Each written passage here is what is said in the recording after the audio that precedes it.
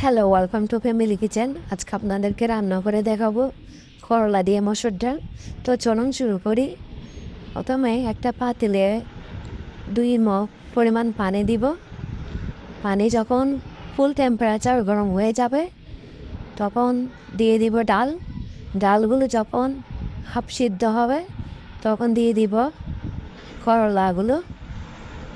ডাল আর করলাগুলো আর একটু সিদ্ধ হয়ে আসলে দিয়ে দেব 1 চামচ আদা বাটা, 2 চামচ হলুদের গুঁড়া, 2 চামচ ধনিয়া গুঁড়া, হাফ চামচ মরিচের গুঁড়া।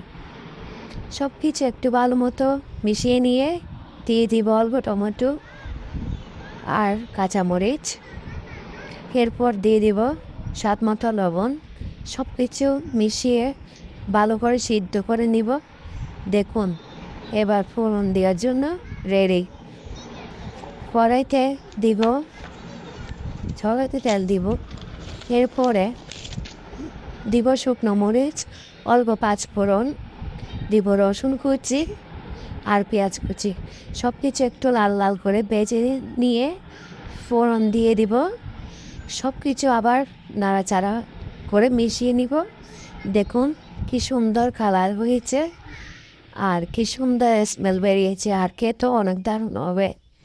তো ভালো লাগলে অবশ্যই লাইক, কমেন্ট, শেয়ার দেবেন। ধন্যবাদ।